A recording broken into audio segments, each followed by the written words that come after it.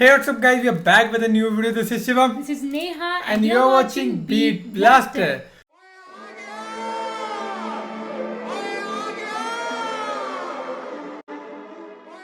So guys, आपके लेके आ गया नई वीडियो एंड गाइस आज की वीडियो बहुत अमेजिंग होने वाली है। ध्रुव राठी भाई की वीडियो होने वाली है जिस वीडियो का सभी बेसब्री से इंतजार कर रहे थे। एक पार्ट आया था इस वीडियो का एंड उसके बाद इन्होंने कहा था कि एक पार्ट में एल्विस तेरा गन साफ करने के लिए एक वीडियो नहीं लगेगी, इसके लिए 2 वीडियो बनानी पड़ेंगी। तो फाइनली दूसरी वीडियो आ गया, वही same title, my final reply to Godi YouTubers. पहले था कि my reply to Godi YouTubers, अब my final reply to Godi YouTuber ना। और इसमें जो मेन चीज़ पिछली बार वीडियो में फेमस हुई थी काएं वो बहुत ज़्यादा ट्रेंड में रही थी भाई चीज़, हर चीज़ में। एंड मेरे कमेंट से वीडियो के वो भी यही रहे थे। एंड मेरे ख्याल से गाइस एल्विस भाई की वीडियो जो है वो कोई नहीं आई है ना, एल्विस यादव की कोई वीडियो नहीं आई है रिप्लाई में, काउंटर रिप्लाई या कुछ भी रिप्लाई नहीं आया ध्रुव की वीडियो में। ऐसे कोई स्टेटमेंट दी होगी तो वो अलग बात है, मेरे को कुछ भी नहीं दिखा। तो फिलहाल ये वीडियो देखते हुए ध्रुव भाई की ध्रुव ने क्या कहा है, मेन चीज़ तो ये। एंड फिर करते हैं बाकी बातें डिस्कस, बाकी वीडियो को एंजॉय करते हैं, ये फन के लिए वीडियो। एंड थोड़ा देखते हैं भाई की क्या चीज़ है। तो हेट नहीं फैलानी, चाहे वो एल्विस हो चाहे ध्रुव राठी हो, कोई भी हो। सो फिलहाल इसको प्ले करते हैं इस वीडियो को, फिर करते हैं बाकी बातें डिस्कस। पकड़ लिया, अभी तो और झूठ पकड़ने बाकी है। फिर आते हैं मेरे आम आदमी पार्टी के कनेक्शंस पर, इन गोदी यूट्यूबर्स की फेवरेट कंस्पिरेसी। तुझे करंट इसलिए लग रहा है क्योंकि तेरे मुंह में राम है और दिल में नाथू राम है। पोशम पा भाई पोशम पा, लाल किले में क्या हुआ, 100 रुपए की घड़ी चुराई, अब तो जेल में जाना पड़ेगा। ठीक है। नमस्कार दोस्तों, हरियाणा के हिसार डिस्ट्रिक्ट में एक गांव है राखीगढ़ी। यहाँ एक्सकेवेशन हुई तो पता चला कि यहाँ 7-8 हजार साल पुरानी एक सिविलाइजेशन रहा करती थी। लेकिन कमाल की बात देखिए कि वो सिविलाइजेशन आज तक एल्विस यादव की गली तक नहीं पहुंची, क्योंकि ये बेवकूफ आज भी अनसिविलाइज्ड है। कहीं गाली गलौज करना, कहीं मारपीट करना, नफरत फैलाना, नशे करना, युवाओं को बेटिंग की आदत लगवाना, लड़कियों को ऑब्जेक्टिफाई करना, ये सब इसके रोज के कारनामे हैं। और इसके क्रिंज कंटेंट को जब व्यूज ना मिले तो बीच बीच में ध्रुव राठी के ऊपर वीडियो बना लो। ये तो वैसे भी इन गोदी यूट्यूबर्स की निंजा टेक्निक है। मुझे लगता है कि ऐसे यूट्यूबर्स की बेवकूफी एक्सपोज करी जानी चाहिए जनता के सामने, ताकि लोगों को पता तो लगे अगर वो ऐसे यूट्यूबर्स को फॉलो करते हैं तो वो कितने बड़े बेवकूफों को फॉलो कर रहे हैं। हालांकि वो अलग बात है, इन यूट्यूबर्स को खुद कोई फर्क नहीं पड़ना, क्योंकि एल्विस जैसे बेशर्म लोग मानते हैं कि बदनाम हुए तो क्या हुआ, नाम तो होगा। अच्छा भी हुआ और बुरा भी हुआ। बुरा क्या हुआ? बुरा यही हुआ कि मीम्स बन रहे थे, हंस रहे थे। ये तो अच्छी बात है। ये तो वही बंदा है ना जिसने बोला अरे एल्विस भाई क्या कि कोई बोल सकता है क्या, है ना गाइस, वही है नहीं, पब्लिसिटी होती है। पिछले वीडियो के बाद आप में से कुछ लोग मुझसे पूछ रहे थे कि मैं क्यों टाइम वेस्ट कर रहा हूं इस एक इंसान पर वीडियो बनाकर। बात कुछ ऐसी है दोस्तों कि यहाँ बात सिर्फ इसे एक इंसान की नहीं है, हमारे समाज में जितनी भी गलत चीजें हो रही हैं, मेरा मानना है कि ये एक एल्विस यादव की पर्सनैलिटी उन सब गलत चीजों का पर्सोनिफिकेशन है। ऐसे लोग हमारे समाज के लिए, देश के लिए एक बहुत बड़ा खतरा बन चुके हैं, और इस एक को सुधार दिया तो उसका असर हमें लाखों करोड़ों लोगों पर देखने को मिलेगा। तो आइए इस वीडियो के फर्स्ट हाफ में सबसे पहले इसके कुछ और झूठ पकड़ते हैं और सेकंड हाफ में इसे सुधारने का काम चालू करते हैं। थोड़ा अपना भी दिमाग लगा लो यार, अभी वीडियो खत्म नहीं हुई, अभी तो बहुत बची होगी। मुझे पता नहीं कितनी बड़ी वीडियो हो चुकी है अभी तक, बट अभी आएंगे और भी पॉइंट्स है। पिछले वीडियो में इसका बेवकूफी काउंटर 9 पर था, तो वहीं से कंटिन्यू रखते हैं। एल्विस कहता है कि मैंने अपने टेलीग्राम ग्रुप में पोर्नोग्राफिक कंटेंट शेयर किया, और एथिक्स की बात करने वाला हमारा ध्रुव भाई टेलीग्राम ग्रुप में पोर्नोग्राफिक कंटेंट शेयर करता था, जिसके चक्कर में टेलीग्राम ने इनका ग्रुप बैन कर दिया। देख एल्विस, हर इंसान के पास यहाँ एक चीज होती है जिसका नाम है दिमाग। अगर तू इस चीज का थोड़ा सा भी इस्तेमाल कर लेता तो अपने आप से पूछता कि आखिर मैं अपने टेलीग्राम ग्रुप में पोर्नोग्राफिक कंटेंट क्यों शेयर करना चाहूंगा, मुझे क्या मिलेगा ये करके। ऑब्वियसली ये चीज झूठ है और मैंने ऐसा कभी नहीं किया। कुछ साल पहले टेलीग्राम पे एक ये बड़ा कॉमन बग था, गूगल पर सर्च करके देख टेलीग्राम पोर्नोग्राफिक बग, रेडिट पर ढेर सारे लोग मिल जाएंगे जो इस चीज को लेकर कंप्लेन कर रहे हैं कि ऐसा क्यों हो गया, जबकि उन्होंने ऐसा कुछ भी नहीं किया था। एनीवेज, फिर एल्विस मेरी टीम की बात करता है, कहता है कि मेरी टीम में 3 लोग हैं। ये अपनी वीडियो लिखवाता है विजेता दहिया से, समझ रहे हो, वो एक मूवी डायरेक्टर है और इनकी टीम में 3 बंदे काम करते हैं, राहुल, अक्षय और मानव। इस चीज को लेकर कई इंटरव्यूज में मैंने बहुत बार बात करी और बार बार एक ही चीज कही है कि मेरी टीम में 10 से 15 लोग हैं। अरे बेसिक लिटरेसी चाहिए, कम से कम एक इंटरव्यू ही देख लेता मेरे ऊपर वीडियो बनाने से पहले। आपकी टीम कितनी बड़ी है, बने 50-100 लोग हैं, कितने लोग हैं? 50-100 तो नहीं है, 10 हैं, 10-11 हैं मैं कहूँगा। ऊपर से तो हाँ ये बात तो डेफिनेटली हो ही सकती है, क्योंकि इतना बड़ा अगर चैनल संभाल रहे हैं और ऊपर से इनको पूरी नॉलेज वाली वीडियो चाहिए, साइंस की वीडियो चाहिए, तो भाई इतने बंदों की जरूरत है। 2-3 बंदों से काम नहीं चलेगा। तो अराउंड 8-10 बंदे तो उनको चाहिए। और एक एडिटर से भी हो ही सकता है वैसे, बट हाँ 2 राइटर रख लो, है ना, कि 2 एडिटर चाहिए। और बाकी मेन चीज़ है कि बंदे कंटेंट ढूंढ के लाए, रिसर्च करे उस चीज़ के ऊपर। तो पर्टिकुलरली ये होता होगा कि कोई टॉपिक इन्होंने अगर देखा है तो उसके ऊपर ये अलग अलग बंदे को कि तू इस चीज़ के बारे में सर्च कर, तू हिस्ट्री के बारे में सर्च कर, या तू इसके ये पार्ट है इस पर सर्च कर, तब भी जाके कोई वीडियो बनती होगी। एंड उसको भी खुद भी फिर लास्ट में भाई वेरीफाई ये चेकआउट करते होंगे कि नहीं यार सच है या तुझे काउंटिंग करनी भी आती है, वो भी मैं सिखाऊं। क्योंकि पहले तू कहता है मेरा एक रिसर्चर है विजेता, फिर कहता है मेरी टीम में 3 लोग हैं, राहुल, अक्षय और मानव। तो ये 3+1 4 नहीं हो जाता? कम से कम काउंटिंग ही कर लेता। और कोई न्यूज चाहिए अपनी टीम के बारे में तो डू लेट मी नो। नहीं, और कोई न्यूज तो तू बाद में दियो, पहले तू 1 2 3 4 तक की काउंटिंग करना सीख ले। अपनी फिंगर्स का इस्तेमाल कर सकता है, 1 2 3 4, इससे आसान हो जाता है काउंटिंग करना। और सबसे कमाल की बात, बाकी टीम मेंबर्स के जो नाम इसने बताए वो भी गलत है। अच्छा आगे चले तो एल्विश कहता है कि मैंने एक फेक क्रिप्टो करेंसी कॉइन की प्रमोशन करी। इसको क्रिप्टो करेंसी का सी भी नहीं पता, उसके बावजूद ये लोगों के पैसे एक स्कैम क्रिप्टो में लगवा देता। चलिए इसका भी पूरा मामला क्लियर कर देते हैं। ये 3 साल पुरानी बात है, अक्टूबर 2021 की, जब मुझे इस कंपनी से ईमेल आई प्रमोशन के लिए। यहाँ स्क्रीन पर आप देख सकते हैं मैंने इस ईमेल का क्या रिप्लाई दिया।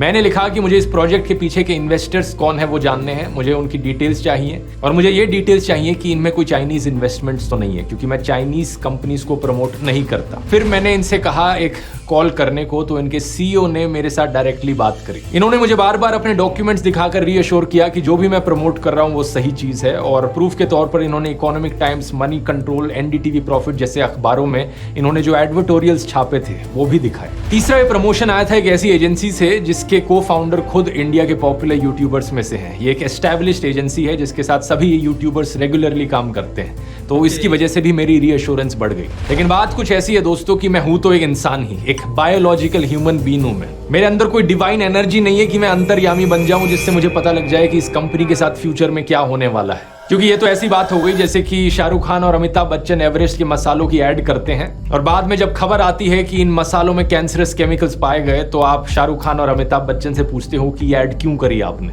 हम नॉर्मल बायोलॉजिकल ह्यूमन बीइंग्स में फ्यूचर देखने की क्षमता नहीं होती अनफॉर्चुनेटली। लेकिन जब मुझे लगा कि यहाँ पर कुछ गड़बड़ है तो मैंने इस ऐड को हटा दिया, सारे लिंक्स को हटा दिया अपने वीडियोस से, और एक नया स्टैंडर्ड सेट किया अपने लिए। इसके बाद से मैंने अपने आप से कहा कि मैं आज के बाद से किसी भी क्रिप्टो करेंसी कंपनी की प्रमोशन नहीं करूंगा, और तब से लेकर आज तक कभी भी नहीं करी। 3 साल हो गए इस बात को। किन कंपनीज की मैं प्रमोशन करता हूं, किन की नहीं करता, इनको लेकर जो मेरे स्टैंडर्ड्स है मैं ओपनली आपको बता सकता हूं। पहला, आज तक किसी भी बेटिंग, गैम्बलिंग या फैंटेसी ऐप की प्रमोशन मैंने नहीं करी, क्योंकि मैं नहीं चाहता कि देश के यूथ को जुआ खेलने की लत लग जाए। इन बेटिंग ऐप्स में करोड़ों युवाओं का पैसा और समय बर्बाद होता है, लेकिन उससे भी बड़ा नुकसान है उनके मेंटल फ्रेम का डिस्टर्ब हो जाना। दूसरा, कभी भी किसी गुटखा, पान मसाला, सिगरेट की प्रमोशन नहीं करी। तीसरा, किसी भी चाइनीज कंपनी की प्रमोशन नहीं करी। चौथा, किसी भी fast food, soft drink company की प्रमोशन नहीं करी जिससे हेल्थ पर हानिकारक इंपैक्ट पड़ता हो लोगों की। मैं जानता हूं कि करोड़ों लोग मुझे फॉलो करते हैं, और किसी भी सेंस में, किसी भी एस्पेक्ट में इन करोड़ों में से किसी एक इंसान पर भी मैं बुरा असर नहीं डालना चाहता। मैं चाहता हूं कि और इन्फ्लुएंसर्स, एक्टर्स और यूट्यूबर्स मेरे से प्रभावित होकर यही सेम स्टैंडर्ड सेट करें, ताकि समाज पर एक पॉजिटिव इंपैक्ट पड़ सके। और एल्विश जैसे लोग बिल्कुल दूसरे एक्सट्रीम में हैं, जो पैसे का लालच दिखाकर कुछ भी बकवास प्रमोट कर देंगे। वर्ल्ड T20 चैंपियनशिप पे कोई आपका ओपिनियन मांगे तो भैया सीधा मना कर दो कि भैया हम ना दे रहे, हम देंगे और वहां पे जीतेंगे बढ़िया, ठीक है। एल्विश जिन कंपनीज को प्रमोट कर रहा है, एग्जैक्टली इन्हीं कंपनी से मुझे भी ऑफर आए हैं बार बार प्रमोशन के। 20-20 लाख रुपए तक इन्होंने ऑफर किए हैं, लेकिन मैं अपना जमीर नहीं बेच सकता।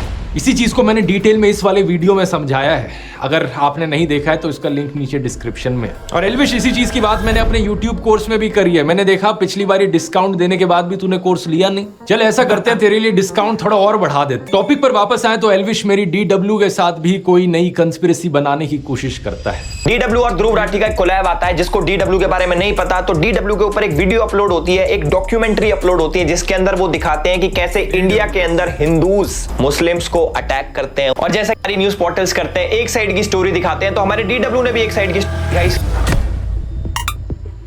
अगर दूसरी साइड देखेगा नहीं तो दिखेगी भी नहीं ना। इसने एक वीडियो का थंबनेल लगाकर ये दिखा दिया कि ये तो सिर्फ मोदी के खिलाफ वीडियोस बनाते हैं। ऐसी 2 थंबनेल लगाकर मैं भी कह सकता हूँ ये देखो DW ने तो सिर्फ मोदी के फेवर में ही वीडियोस बनाए हैं। इसके अंदर एक जर्नलिस्ट है इरफान मेहरा कि DW के लिए काम करता है।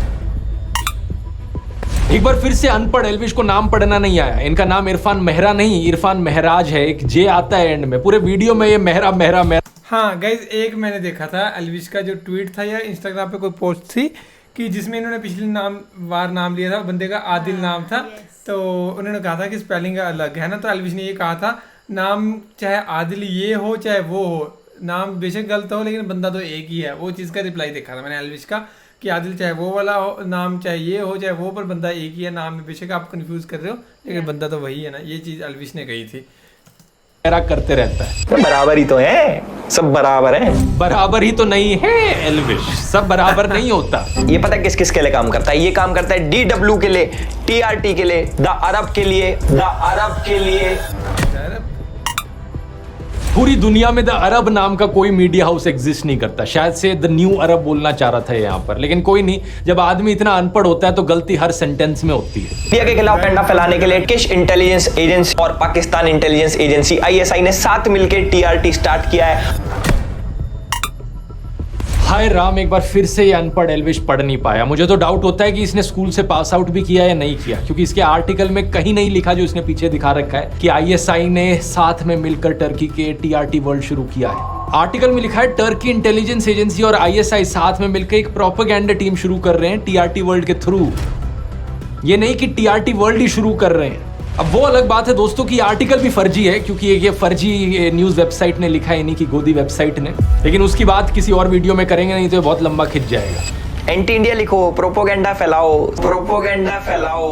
प्रोपोगेंडा नहीं एल्विश, प्रोपेगेंडा होता है नहीं। हाँ, NIA ने इरफान भाई ये बात थी, पिछली बार वीडियो में कहा था कि सिर्फ एल्विश कह रहा था काउंटर कहाँ है भाई, काउंटर मांगा था और एनकाउंटर कर दिया। पिछली बार बात फेमस हुई थी काएं वाली, इस वाली ये फेमस होगी पक्का 100%। काएं प्रोपेगेंडा और है एल्विश, प्रोपेगेंडा होता है नहीं। हाँ, NIA ने इरफान मेहरा को लास्ट ईयर अरेस्ट करा था क्योंकि इसके तार आतंकवादी ये जो क्या कहते हैं संगठन, इनके साथ जुड़े हुए थे भाई। जितने भी बड़े बड़े अलकायदा पलकायदा होते हैं ना भाई, यार उनके साथ काम कर रहा था।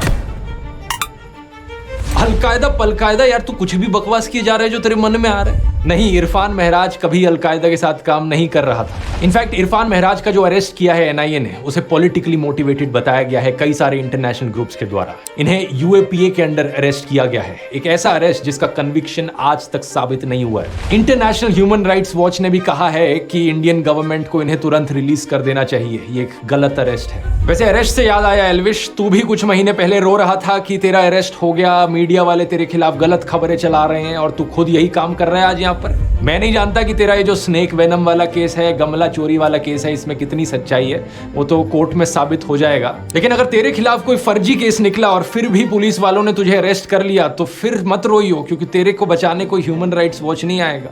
गोदी मीडिया भी तेरे फेवर में खबरें नहीं चलाता है। वैसे मीडिया किसी की सगी नहीं है भाई। इसलिए कहावत सुनिए ना, जिनके घर शीशों के होते हैं वो दूसरों पर पत्थर ना फेंका करे। प्रॉब्लम ये है कि तू दूसरों का दर्द नहीं समझ सकता, तुझे बस दूसरों को रोस्ट करना, एंटी नेशनल घोषित करना आता है। और जब यही चीज तेरे साथ होने लग जाए तो तू रोना शुरू कर देता है। कमाल की बात यह है दोस्तों कि ये इस सबसे मेरा क्या कनेक्शन जोड़ने की कोशिश कर रहा था। ये कहता है कि इरफान महराज DW के लिए आर्टिकल्स लिखता था और मैं DW के लिए ट्रैवल वीडियोस बनाता हूँ। ये है हमारा कनेक्शन। बताओ क्या लॉजिक है ये। तू बिग बॉस में गया था, डॉली बिंद्रा भी बिग बॉस में गई थी। तेरे लॉजिक से तो डॉली बिंद्रा और तू जिगरी दोस्त हो गए। ठीक है, फिर आते हैं मेरे आम आदमी पार्टी के कनेक्शंस पर, इन गोदी यूट्यूबर्स की फेवरेट कंस्पिरेसी। देखो वैसे एक बेवकूफी काउंटर तो इसका भी बनता है। ये बंदा पूरा वीडियो बना रहा है मेरे ऊपर, लेकिन मेरे नाम की स्पेलिंग ढंग से लिखनी नहीं आई इसे। राठी में मैं आई करके नहीं, डबल ई करके लिखता हूं। 21 दिसंबर 2014 को इसने आम आदमी पार्टी के लिए गाना बनाया 5 साल केजरीवाल। एल्विश, किस एंगल से मैं तुझे सिंगर लगता हूं कि मैं आम आदमी पार्टी के लिए गाना बनाऊंगा, वो भी आज से 10 साल पहले। इस गाने को जरा सर्च करके देख ले यूट्यूब पर डाल के। 5 साल केजरीवाल गाना एक्चुअली में फेमस बॉलीवुड सिंगर विशाल डडलानी ने बनाया है। असलियत में मैंने इस गाने का सिर्फ एक री एडिट बनाया था आउट ऑफ पैशन। इस चीज पर बात मैंने स्टोरी ऑफ माई लाइफ वाले वीडियो में भी करी थी। कैसे 2011-12 में एक ऐसा समय था जब यूपीए सरकार के खिलाफ भ्रष्टाचार के बहुत से इल्जाम लगे थे। उस समय इंडिया अगेंस्ट करप्शन आंदोलन हुआ, जिसमें अन्ना हजारे और अरविंद केजरीवाल ने पार्टिसिपेट किया, और इसी आंदोलन की वजह से मेरा इंटरेस्ट आया पॉलिटिक्स में। कुछ सिनिकल लोगों ने कहा कि आंदोलन तो कोई भी कर ले, अगर हिम्मत है तो लोग पॉलिटिक्स में क्यों नहीं आते। इसके बाद आम आदमी पार्टी बनी। दिल्ली के लोगों को भी नई पार्टी से उम्मीद दिखी और इसी रीजन से फरवरी 2015 की इलेक्शंस में उन्हें 70 में से 67 सीट्स मिली। उस समय उनके पास बड़ी बड़ी कंपनियों के द्वारा दिया गया हजारों करोड़ का चंदा नहीं था, आम लोग ही उन्हें पॉलिटिकल फंडिंग दे रहे थे। क्योंकि मैं इस चीज को लेकर बड़े पैशनेटली फील करता था तो मैंने ओपनली उन्हें सपोर्ट किया और वॉलंटियर किया उनके लिए अपनी एडिटिंग स्किल्स का इस्तेमाल करते हुए। मैं उस समय एक स्टूडेंट था, अपनी इंजीनियरिंग की पढ़ाई कर रहा था जर्मनी में, तो जो फ्री टाइम था उसमें मैंने कुछ ग्राफिक डिजाइनिंग करके इनके लिए पोस्टर्स बनाए और 1-2 गानों की एडिटिंग करी। लेकिन नोट करने वाली बात यह कि ना तो किसी ने मुझे कहा ये करने को, ना किसी ने मुझे पैसे दिए ये करने के लिए, और ना मैं कभी ऑफिशियली या अनऑफिशियली पार्टी का मेंबर था। जो मैंने किया अपनी मर्जी से किया, अपने पैशन के बल पर किया। 2017-18 तक भी आपको मेरी फेसबुक पोस्ट मिल जाएंगे, यूट्यूब वीडियोस मिल जाएंगे जहां पर मैं उन्हें सपोर्ट कर रहा हूं ताकि उन्हें फुटेज मिल सके, भारत की राजनीति में एक नई पार्टी सरवाइव कर सके। अगर कल को किसी दूसरी स्टेट में फिर से कोई नई पार्टी खड़ी हुई जिसको लेकर मुझे लगा कि ये ईमानदार है और इसके पॉलिटिक्स में आने से देश की राजनीति पर एक पॉजिटिव इंपैक्ट पड़ेगा, तो इस बात में कोई दो राहें नहीं है कि फिर से मैं ओपनली अपना सपोर्ट जताऊंगा। लेकिन इस सब से मेरा कोई पर्सनल फायदा होगा या मेरा कोई पर्सनल फायदा हुआ आम आदमी पार्टी को सपोर्ट करने से, रत्ती भर भी नहीं। कई लोगों ने अफवाह फैलाई कि मेरा कोई रिलेटिव आम आदमी पार्टी में है, ये चीज सरासर झूठ है। मैं ना किसी पॉलिटिकल पार्टी का मेंबर था, ना कभी किसी पॉलिटिकल पार्टी से पैसे लिए, और ना ही मेरी फैमिली में कोई किसी भी पॉलिटिकल पार्टी का मेंबर है। अब एल्विश तू चाहे तो तुझे एफिडेविट पर लिख कर दे देता हूँ, वो अलग बात है कि तुझे एफिडेविट पढ़ना नहीं आएगा। वैसे अगर आम आदमी पार्टी से पैसे मिल रहे हो, भाई हर जगह एल्विश को नीचे लिखा जाता है, कोई भी चीज़ है, जब बात हो पढ़ने की चाहे लिखने की, तूने गलत लिखा है, बेशक तुझे पढ़ना नहीं आएगा। भाई बहुत खतरनाक ट्रोल करा है भाई तुमने। तो खुद ही सोच कर देखो दोस्तों, क्या वो पार्टी एक्सपेक्ट नहीं करती कि जिस तरीके से गोदी इन्फ्लुएंसर्स नरेंद्र मोदी की चरण वंदना करते हैं, मैं भी इसी तरीके से रोज ट्विटर पर अरविंद केजरीवाल के गुणगान करूं। मैं भी कहूं कि केजरीवाल जी जैसे आप एनर्जी से बात करते हैं, काश उसकी 1% एनर्जी से मैं भी बात कर पाऊं। कि 1% एनर्जी से अगर हम बात कर पाए तो फिर हम उस मैसेज को ये पता नहीं कौन से यूट्यूबर है, इन्होंने भी रिप्लाई किया था भाई ध्रुव को, है ना, कि ध्रुव राठी ने कोई वीडियो बनाई थी जब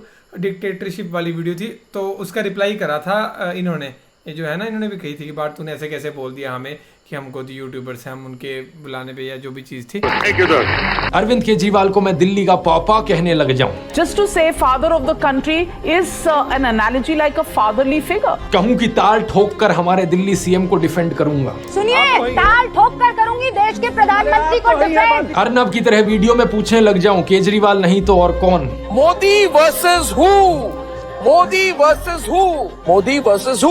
और अपने ट्विटर यूजर नेम पर लिख लूं केजरीवाल का परिवार और आम आदमी पार्टी के लिए वोट की अपील करूं। लेकिन इतने सालों में दोस्तों, क्या आपने मुझे ऐसा कुछ भी कहते हुए सुना? एल्विश तो बीजेपी नेता स्मृति ईरानी के साथ फोटो पोस्ट करते हुए लिखता है कि वो एनर्जी से भरी हुई है, ह्यूमरस माइंड वाली है। ये प्रधानमंत्री मोदी के बारे में लिखता है कि वो राम भक्त, राष्ट्र भक्त मोदी है। इस ट्वीट में एक बार फिर से चरण वंदना करी है मोदी की। लोग मेरे को बोलते थे बीजेपी का दल्ला है, लेकिन एल्विश के हिसाब से मुझे पैसे मिलते हैं और इसकी चाटुकारिता के लिए बीजेपी से कोई पैसे नहीं देती। आगे ये कहता है कि मेरी ऑडियंस पाकिस्तानी है, क्योंकि 50% जनता इनकी पाकिस्तान से आती है, जो हमारे देश पे मेरे हिसाब से कुछ असर नहीं डालती।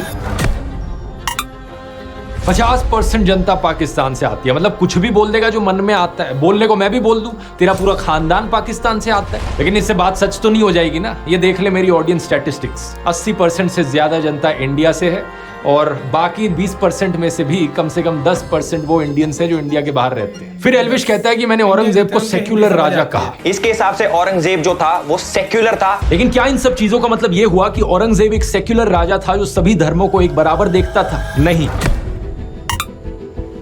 एक बार फिर से प्रॉब्लम पता है क्या है? तू मुझसे पर्सनल खुन्नस निकाल रहा है, इसलिए कुछ भी बोले जा रहा है। मैंने वीडियो में कहा था औरंगजेब कभी सेक्युलर बन जाता था तो कभी कम्युनल बन जाता था, जरूरत के हिसाब से, यानी कि वो अपॉर्चुनिस्ट था, बिल्कुल तेरी तरह। तू पहले मुनावर फारूकी के साथ क्रिकेट खेला सेक्युलर बनकर, आपस में हंस रहे थे, जादू की झप्पी दे रहे थे, फोटो क्लिक हो रही थी। ये देखिए, वो सॉरी गलत वीडियो चल गया, ये देखिए। तो हम लोग ने बैटिंग चूज किया है कि पहली बॉल आउट होकर आ जाएंगे। टॉस अभी नहीं हुआ, बट वैसे पूछा गया था कि आप करते क्या उसमें। हाँ वैसा वाला बैटिंग। ओहो, फिर से गलत वीडियो चल गया। यार एडिटर आम चूसना बंद कर, थोड़ा एडिटिंग पर ध्यान दे।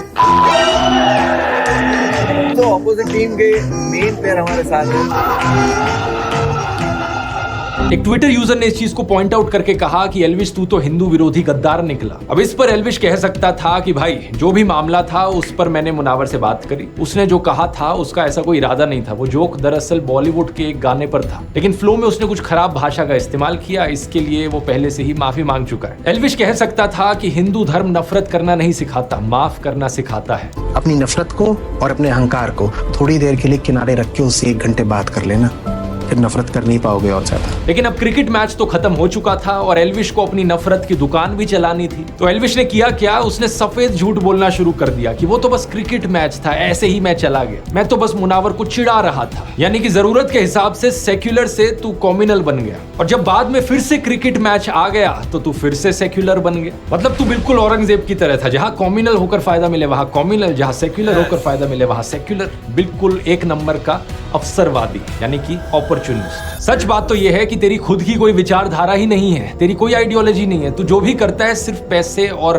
फेम के लिए करता है। अभी से ट्विटर पर ट्रेंड कर रहा है एल्विश और मुनव्वर को जो कैप्टन है वर्सेस करके चल रहा है, क्या कहना चाहोगे? पर्सनल ऐसा कुछ नहीं है, और जितना सोशल मीडिया पे चलता है, सोशल मीडिया पे प्यार इतना है, मैं तो चाहता हूँ कि सभी लोगों को मैं बोलूँ पॉजिटिविटी फैलाओ। फिर एल्विश ने कहा कि पीएम मोदी के बारे में मैंने डिक्टेटर वाली वीडियो क्यों बनाई, ये देखो प्रधानमंत्री मोदी तो मीम शेयर कर रहे हैं। मोदी जी ने अपना मीम शेयर किया था कि मुझे तो मजा आता, तो मुझे नहीं लगता कि एक डिक्टेटर ऐसा करता होगा, या फिर जो डिक्टेटर बनना चाहता हो वो ऐसा करता होगा।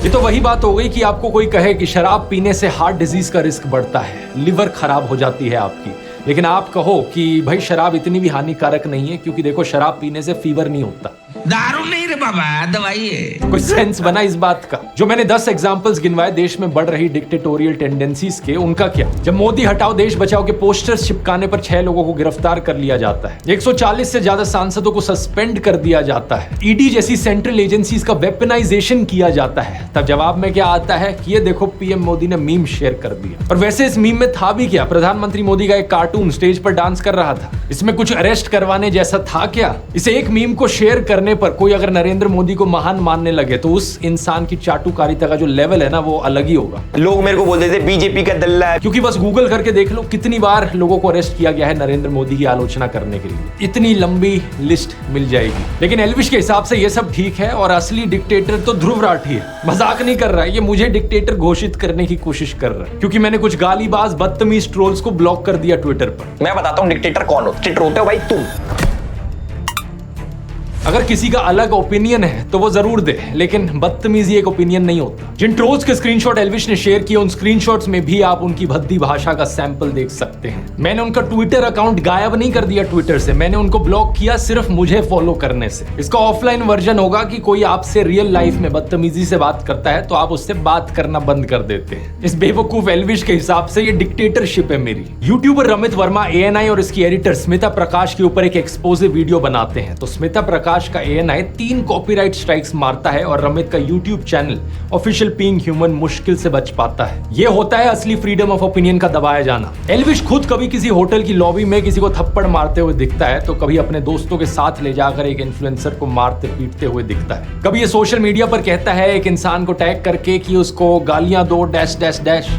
एक समय पर एक गोदी इन्फ्लुएंसर ने कहा था ध्रुव राठी जिन मीडिया आउटलेट्स के न्यूज आर्टिकल्स दिखाता है उनको फांसी दे देनी चाहिए। कपिल मिश्रा जैसे बीजेपी नेता ने इस वीडियो को खुलकर सपोर्ट भी दिया था। लेकिन एल्विश के हिसाब से ये सब ओके है, और अगर अपनी प्रोफाइल पर आप दोस्तों कुछ गालीबाज ट्रोल्स को ब्लॉक कर दो, वो डिक्टेटरशिप हो जाती है। लोग मेरे को बोलते थे बीजेपी का दल्ला है। एक सो कॉल्ड धर्म संसद में जेनोसाइड के नारे लगाए जाते हैं, लेकिन एल्विश को इससे कोई एतराज नहीं होता, क्योंकि इसकी खुद की मानसिकता भी उसी टाइप की है। जरा इसकी ट्विटर प्रोफाइल पर जो कवर पिक लगी है उसे देखो। जानते हो किस फिल्म का स्क्रीनशॉट है? एक बॉलीवुड फिल्म के सीन का स्क्रीनशॉट है। फिल्म का नाम है शौर्या, जो हिंदी नाटक कोर्ट मार्शल और Hollywood film a few good main से इंस्पायर्ड है। जिसकी फोटो एल्विश ने लगाई है, ये कैरेक्टर फिल्म में कोई हीरो नहीं है बल्कि विलन है। ब्रिगेडियर प्रताप, जिसके मुस्लिम सर्वेंट जमील ने कम्युनल क्लैशेस के दौरान उसके परिवार को खत्म कर दिया था। तब से उसके मन में सभी मुसलमानों के प्रति नफरत थी और वो सभी मुसलमानों का सफाया कर देना चाहता था। इसलिए वो अपने जूनियर मेजर राठौड़ को ऐसा करने के लिए कहता था, वरना ये लोग हमें खा जाएंगे,